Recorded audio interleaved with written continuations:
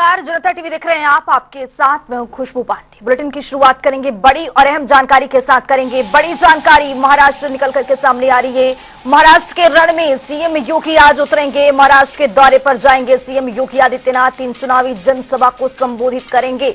अमरावती, अकोला और नागपुर में चुनावी जनसभा करेंगे। अपने प्रत्याशियों के पक्ष में जनता से वोट की अपील करते हुए नजर आएंगे। तो महाराष्ट्र के रण में सीएम योगी आदित्यनाथ आज पहुंचने वाले हैं। जनसभा को संबोधित भी करेंगे।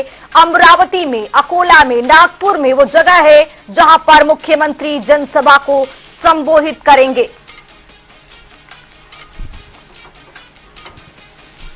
तो बड़ी जानकारी आपको दे रहे हैं। महाराष्ट्र के रण में उत्तर प्रदेश के मुखिया योगी आदित्यनाथ आज उतरने वाले हैं। 3 चुनावी जनसभा को संबोधित करेंगे।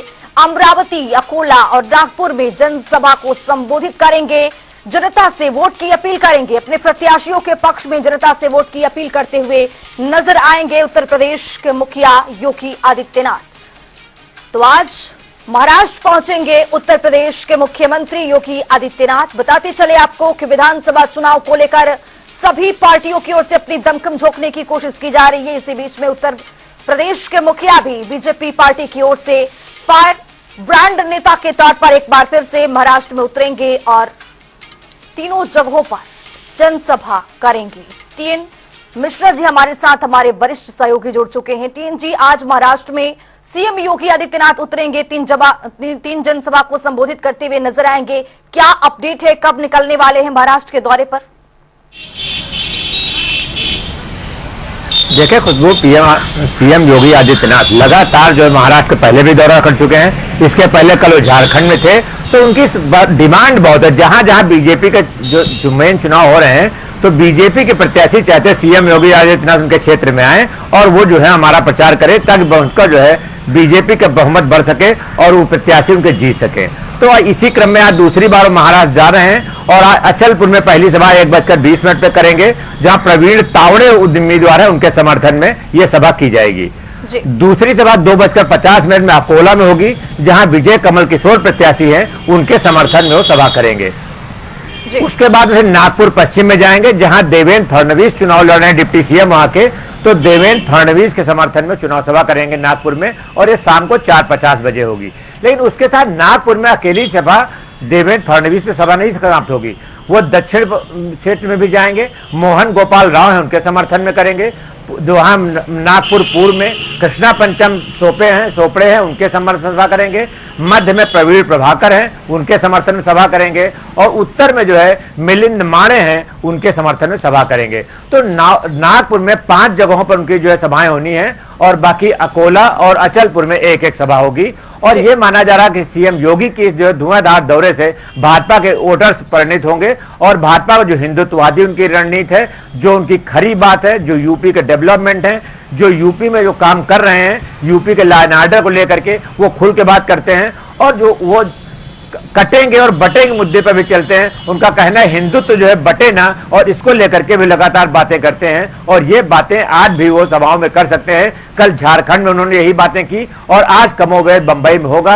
और सबसे अहम चीज है, देवेंद्र फडणवीस जो डिप्टी सीएम है, उनके लिए जो है अहम प्रचार उनका माना जा रहा है, क्योंकि फडणवीस लगातार उनके मित्र हैं और वो जो लगातार उनको आमंत्रित कर रहे थे। इसी क्रम में सीएम योगी आदित्यनाथ वहां पहुंच रहे हैं और ये सभाएं आज वो करेंगे। बहुत शुक्रिया टीएन मिश्रा जी तमाम जानकारी साझा करने के लिए। तो आपको बताते चले कि उत्तर प्रदेश के मुखिया महाराष्ट्र के रण में आज उतरेंगे। वहां से चुनावी हुंकार भरते हुए नजर आएंगे।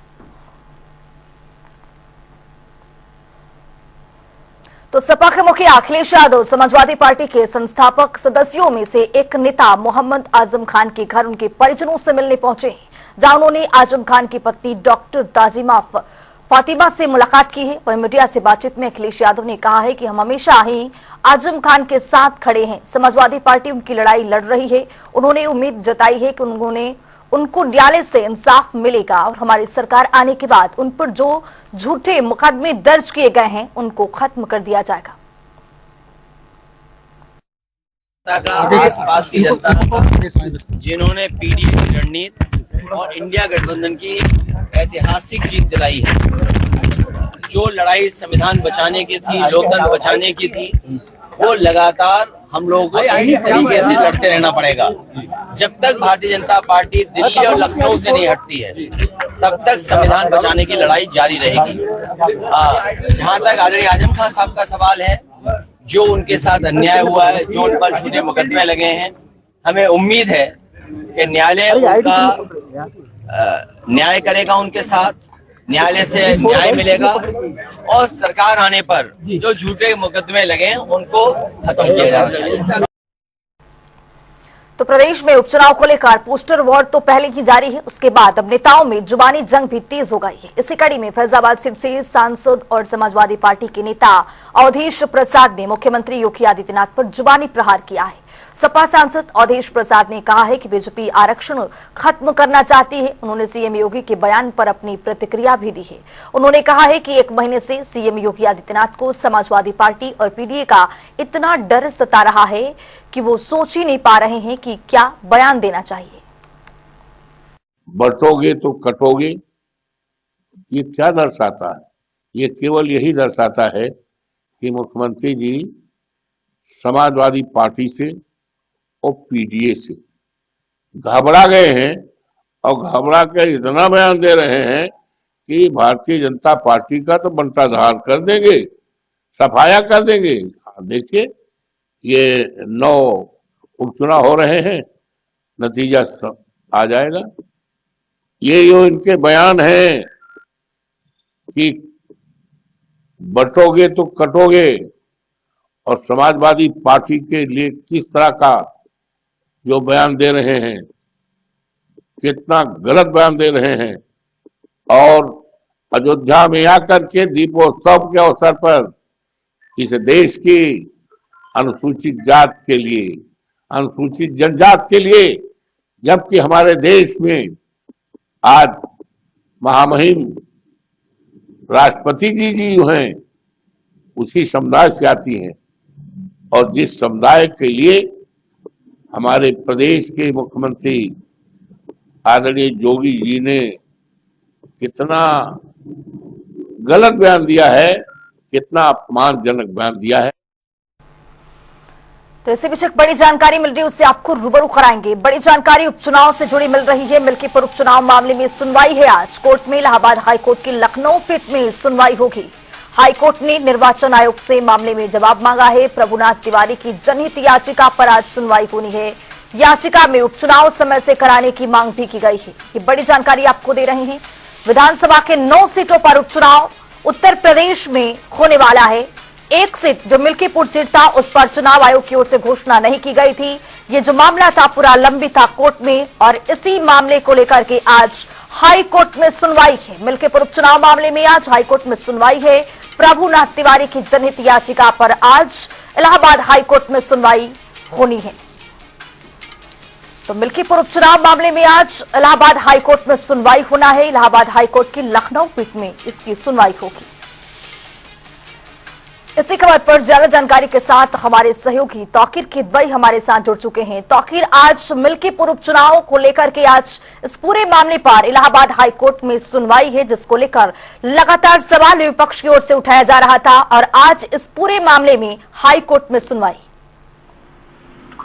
देखिए, ये अवधेश प्रसाद जो सांसद हैं लोकसभा के अयोध्या से, उनके जब सांसद बनने के बाद जब वो मिल्कीपुर से विधायक थे, उसी सीट पर फिलहाल रिक्त हुई थी ये सीट, और उस पर उपचुनाव होना था। चुनाव आयोग ने 9 सीटों पर तो ऐलान किया, लेकिन मिल्कीपुर चुनाव बताया कि कोर्ट में सुनवाई होने के चलते इस मिल्कीपुर सीट पर चुनाव नहीं होगा। इसके बाद जो भाजपा के पूर्व विधायक हैं बाबा गोरखनाथ, उन्होंने याचिका, लेकिन कोर्ट में बताया गया कि पूरे कागज नहीं होने के कारण, पूरे पत्रों के वहां पर जमा नहीं कर सके, नहीं जमा कर सके थे, इसलिए तारीख 12 नवंबर दी गई थी। कोर्ट में लगातार इस तरह की मांग की जा रही है कि चुनाव मिल्कीपुर का जो होना है वो इन्हीं विधानसभा उपचुनाव के साथ कराया जाए। फिलहाल आज सुनवाई है, और इस मामले में हाईकोर्ट लखनऊ बेंच ने चुनाव आयोग से भी जवाब मांगा है कि आखिर सिर्फ याचिका होने के चलते इस मिल्कीपुर विधानसभा सीट पर चुनाव क्यों नहीं कराया गया। इस पर भी चुनाव आयोग का जो अपना जवाब है वो दाखिल किया है। आज ये मामला माना जा रहा है कि सुनवाई के बाद तय हो जाएगा के मिल्कीपुर विधानसभा, क्योंकि अब बाबा जो गोरखनाथ बाबा है भाजपा के पूर्व विधायक, उन्होंने अपनी याचिका वापस लेने की अर्जी डाली है, यानी कि मिल्कीपुर उपचुनाव की तस्वीर साफ हो जाएगी। लेकिन मांग साफ में यह भी कुल मिलाकर के आज बड़ा फैसला होना है, तो आखिर ये कह ले। बहुत शुक्रिया आपका तमाम जानकारी साझा करने के लिए। तो आज मिल्कीपुर उपचुनाव को लेकर के लगातार सवाल उठाए जा रहे थे और इसी पूरे मामले को लेकर आज मिल्कीपुर सीट को लेकर के आज इलाहाबाद हाईकोर्ट में सुनवाई होना है। देखना यह दिलचस्प होगा कि आखिरकार क्या कुछ निकल करके सामने आएगा।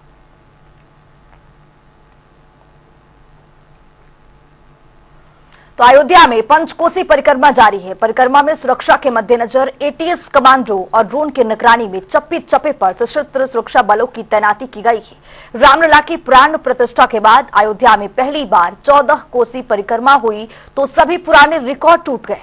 यात्रा का समापन आज सुबह 11:38 पर हो जाएगा।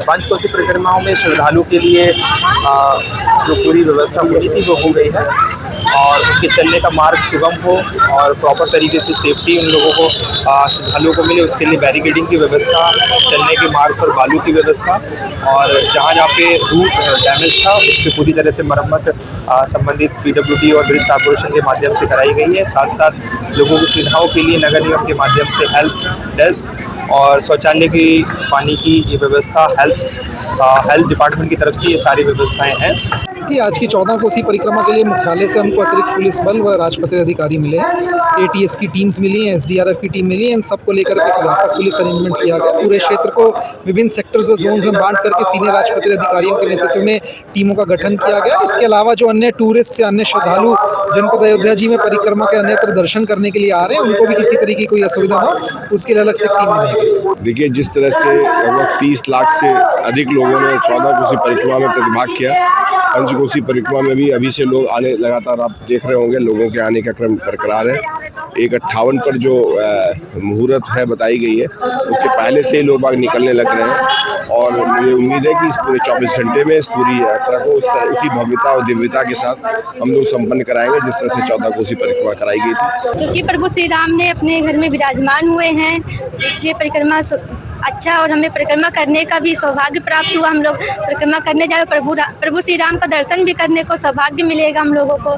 पहली बार हमें सौभाग्य प्राप्त हुआ है, पहली बार हम जा रहे परिक्रमा करने। बोलिए प्रभु श्री रामचंद्र भगवान की जय। और अयोध्या परिक्रमा के लिए आई हूँ, हमारे भगवान आए हैं, मैं कई बार कर चुकी हूँ। जैसे हमेशा उत्साह था वैसे इस वर्ष भी है। हरदम के लिए मैं भगवान से यही कामना करती हूँ कि हमारे जितने श्रद्धालु हैं सबके लिए बहुत ही मतलब शोभनीय, बहुत ही अच्छा है और इससे अच्छा और क्या हो सकता है। हमारे भगवान आ गए। मैं क्या कहूँ, अयोध्या के बारे में समाजवादी पार्टी और उनके जो भी नेता हैं उनका कोई लगाव नहीं है। वो केवल बयानबाजी करके अपनी लगाव को दिखाने का प्रयास करते हैं, जबकि ऐसा कुछ है नहीं।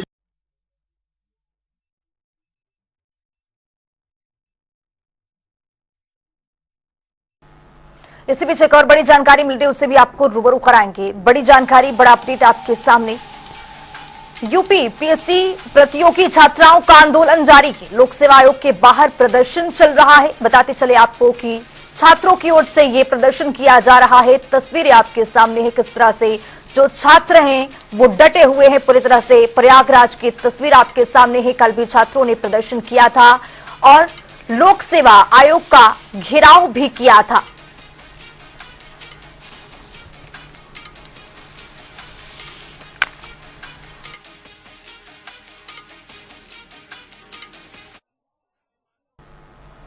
रुक करेंगे ताबड़तोड़ खबरों का। तो ललितपुर में जिलाधिकारी के कड़े निर्देश के बावजूद नहीं थम रही खाद की कालाबाजारी। 270 की यूरिया खाद 330 में बेचने का वीडियो सोशल मीडिया पर हुआ है वायरल। बरेली में पुष्पेंद्र हत्याकांड मामले में पुष्पेंद्र की मां की सदमे में मौत। शव को लेकर एसएसपी ऑफिस पहुंचे परिजन। मामले में की आरोपी को पकड़ने की मांग। आगरा में स्वास्थ्य विभाग की टीम ने अवैध संचालित क्लिनिक और अस्पतालों पर की है छापेमारी। अवैध संचालित क्लिनिक और पैथोलॉजी संचालकों को थमाए नोटिस। एक झोला छाप क्लिनिक से एटा में हुआ है भीषण सड़क हादसा। खाई में गिरी बारात से भरी हुई बस, 1.5 दर्जन से ज्यादा लोग हुए घायल। अमरोहा में हवन पूजन के साथ ऐतिहासिक तिगरी मेला का शुभारंभ। प्रभारी मंत्री केपी मलिक, सांसद कंवर सिंह तंवर समेत कई अन्य लोग भी रहे मौजूद। रायबरेली में खाद्य बिजली पानी की समस्या को लेकर सफाइयों के विरोध प्रदर्शन का मामला। प्रदर्शन के दौरान सफाइयों और पुलिस के बीच हुई तीखी झड़प, पुलिस के बल प्रयोग की वीडियो वायरल। आगरा में जिस्म फरोशी के काले कारोबार पर पुलिस का छापेमारी। एनजीओ की शिकायत पर पुलिस ने की कार्रवाई। आधा दर्जन से ज्यादा युवकों को हिरासत में लिया गया। सुल्तानपुर में बाहुबली सपा नेता मोनू सिंह की पुलिस और वीडियो से नोकझोंक, सोशल मीडिया पर वीडियो वायरल। हमीरपुर में तेज रफ्तार पिकअप ने ई रिक्शा में मारी है जोरदार टक्कर। चालक सहित आधा दर्जन से अधिक स्कूली बच्चे हुए घायल। इलाज के लिए नजदीकी अस्पताल में कराया गया भर्ती। मिर्जापुर के बरही गांव में नदी के किनारे लगा मेला। पिछले 400 सालों से लग रहा मेला, लाखों की संख्या में पहुंचते हैं लोग। फतेहपुर में बांदा जिले के रहने वाले युवक ने खेत में गई लड़की से रेप की वारदात को दिया अंजाम। लड़की को जान से मारने की धमकी। पीड़ित ने एसपी ऑफिस पहुंचकर लगाई है न्याय की गुहार। आगरा में ट्रेनिंग लेंगे एयरफोर्स के C-295 मालवाहक विमान के पायलट। 28 अक्टूबर को पीएम मोदी ने बड़ोदरा में एयरफोर्स C-295 मालवाहक विमान फैक्ट्री का किया था उद्घाटन। जो कि सरकार की बड़ी पहल इलेक्ट्रिक वाहनों के उपयोग को प्रोत्साहित करने और चार्जिंग इंफ्रास्ट्रक्चर को बेहतर बनाने के उद्देश्य से की है। नवीनीकरण और ईवी इंफ्रास्ट्रक्चर लिमिटेड की स्थापना। प्रतापगढ़ में नहीं थम रहा दबंगों का कहर। रंजिश में दबंग ने महिला से की मारपीट। पिटाई का वीडियो सोशल मीडिया पर वायरल। महोबा में पुलिस और प्रशासन की संयुक्त टीम ने अवैध खाद्य फैक्ट्री का किया है भंडाफोड़। मध्य प्रदेश से नकली खाद की नई पैकिंग कर बाजार में बेच रहे थे खाद्य माफिया। नोएडा के सेक्टर 122 के सनशाइन अपार्टमेंट की पहली मंजिल से गिरा है बच्चा। गंभीर रूप से हुआ है घायल। अस्पताल में कराया गया भर्ती। आजमगढ़ पुलिस को मिली बड़ी सफलता। 1 लाख की जाली नोट के साथ 3 अभियुक्तों को किया है गिरफ्तार। अलीगढ़ में अनाज मंडी में किसानों का जोरदार प्रदर्शन। प्रदर्शन के दौरान किसानों ने मंडी में आढ़तियों के साथ अनाज तौलने, बालू पर लगाए जाने के गंभीर आरोप लगाए।